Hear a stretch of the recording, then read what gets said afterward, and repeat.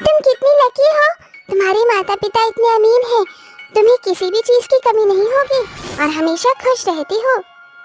वैसे अनाया, एक बात तो बताओ, तुम ज्यादातर सारा समय हमारे साथ और बहुत कम समय अपने घर पर क्यों बिताती हो? क्योंकि तुम चारों मेरी सहेलियां हो और तुम्हारे साथ मुझे बहुत अच्छा लगता है। घर पर तो मेरे माता पिता आपस में बिजनेस कन्वर्सेशन करते रहते हैं। उनके साथ बात करने में ऐसा लगता है जैसे मैं किसी चीज का इंटरव्यू दे रही हूँ।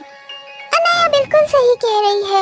एक बार मैं इसके साथ इसके घर पर गई थी, तब भी इसके माता पिता बिजनेस के रिलेटेड ही बातें कर रहे थे। क्या तुम्हारे माता पिता ऐसी बातें करके बोर नहीं होते? नहीं नहीं, भला वो बोर क्यों होंगे? उन्हें तो पैसा कमाना है, जिंदगी में आगे बढ़ना है और उन्हें इन सब के बीच में मैं कहीं भी दिखाई नहीं देती। अनाया की ये बात सुनकर उन चारों को बहुत दुख होता है, जिसके बाद वो चारों अनाया को गले से लगा लेती हैं और कहती हैं, परेशान होने की कोई जरूरत नहीं है, हम चारों हमेशा तुम्हारे साथ रहेंगे। काश कहीं ऐसा होता कि हम पांचों की एक साथ एक ही घर में शादी हो जाए, फिर कितना मजा आएगा। हम एक दूसरे की देवरानी जेठानी ही बन जाएंगे। अरे हाँ, तुम्हारी इस बात से तो मुझे याद आया कि मुझे तुम्हें एक जरूरी बात बतानी है मेरी। ये भी कोई पूछने की बात है? चलो बताओ। मेरी शादी फिक्स हो गई है, कुछ ही दिनों में मैं शादी करने वाली हूँ। हे भगवान, इतनी बड़ी बात तुम ऐसे रूखी सूखी बता रही हो। कम से कम 10 रुपए की समोसे ही खिलाकर बता देती तो ज्यादा अच्छा लगता।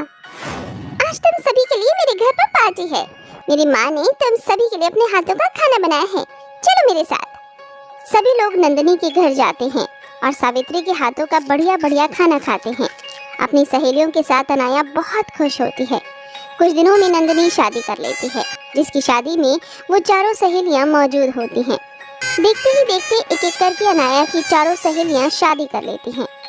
शिल्पा, अब तुम भी मुझे छोड़ के जा रही हो? अरे बहन, जाना तो था ही एक दिन, लेकिन मेरी शादी में तुम दोनों ही आई हो बस।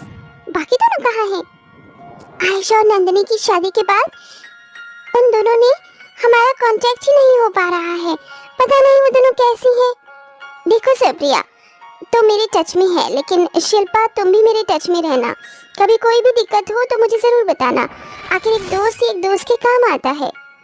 अनाया की ये बात सुनने के बाद शिल्पा डोली में बैठकर विदा हो जाती है। देखते ही देखते जहाँ नंदिनी और आयशा से कोई कांटेक्ट नहीं हो पा रहा था, अब उसका सुप्रिया और शिल्पा से भी कोई कांटेक्ट नहीं हो पाता और वो बहुत ज़्यादा परेशान हो जाती है। मेरी चारों सहेलियां शादी करके मुझे तो जैसे भूल ही गई हैं। उन्हें क्या मेरी जरा भी याद नहीं आती होगी? भगवान, एक दोस्त अपने दोस्त को भूल कैसे सकता है? तभी अनाया के पास उसकी माँ आती है और कहती है, अरे बेटी, तू भी ये कैसी बातें कर रही है? देख, मैं तो तुझे यही कहूँगी कि तेरी जब दोस्त तुझे याद नहीं कर रही तो तू भी उन्हें याद मत कर और अपनी जिंदगी में आगे बढ़। मैंने तेरे लिए एक बहुत अच्छा रिश्ता देखा है। तेरी चारों सहेलियां तो अपना घर बसा चुकी हैं और अब तो भी बसा ले। अनाया थोड़ी मायूस होती है, लेकिन वो अपनी माँ तेजस्विनी की बात मान लेती है, जिसके बाद अनाया की शादी उसी की तरह एक अमीर घराने में हो जाती है, जहाँ पर अनाया का पूरा परिवार बहुत अच्छा होता है और सब लोग उसकी रिस्पेक्ट भी करते हैं। एक दिन अनाया शादी के बाद मंदिर में पूजा करने के लिए जाती है। भगवान जी, मेरी सहेलियों से मिले हुए मुझे पूरे 5 साल हो गए हैं, अभी तक उनका कोई अता पता नहीं है। मैं हर सोमवार को आती हूँ और आपसे यही प्रार्थना करती हूँ। मैं आपसे हाथ जोड़कर विनती करती हूँ कि मुझे मेरी सहेलियों से मिलवा दीजिए। तभी उनमें से एक लड़की बहुत करीब होती है, जिसके कपड़े भी फटे पुराने होते हैं।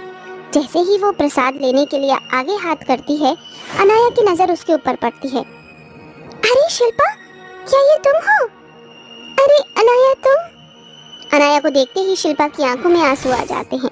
अनाया फौरन अपनी सहेली शिल्पा को गले से लगा लेती है और उससे पूछती है, ये सब क्या हो गया तुम्हारे साथ? ये क्या हालत बना रखी है तुमने? बताओ मुझे, सब जानना है मुझे। अरे बहन, मेरी ही नहीं बल्कि नंदिनी, आयशा और सुप्रिया की मुझसे भी बहुत बुरी हालत है। मैं तो अपने ससुराल को छोड़कर यहाँ चली आई। अपने साथ अपने ससुराल ले आती है। बहू, ये कौन है जिसे तुम घर पर ले आई हो? माँ जी, जिसके लिए हर रोज दुआ करने जाती हूँ, उनमें से ही एक मेरी सहेली है और बहुत परेशान है। अरे, तुमने इस घर को समझ क्या रखा है? ये घर है ना कि कोई धर्मशाला, जहाँ तुम राह चलते किसी भी फकीर को उठा कर ले आओगी। ये सुनते ही अपनी सहेली के लिए अनाया को बहुत गुस्सा आता है। अमीरों की तिजोरी जितनी बड़ी उतनी खाली उनका दिल होता है। और सासू माँ, आपने इस बात को सच ही कर दिया। देखिए, ये मेरी सहेली है, जितना हक आपका इस घर पर है उतना ही मेरा भी है। ये फिलहाल यही रहेगी। अनाया अपनी मर्जी से अपनी सहेली शिल्पा को अपने से अच्छे कपड़े देती है।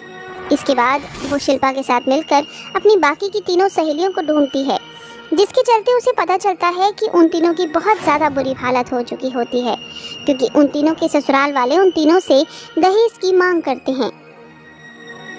मैं तो कुछ दिनों में अपने आप को मारने ही वाली थी। जी करता है जैसे खुदकुशी कर लूं। मैं खुद को क्या मारूंगी? मेरी सास रोज दहेज के ताने सुना सुना कर मुझे मार रही है।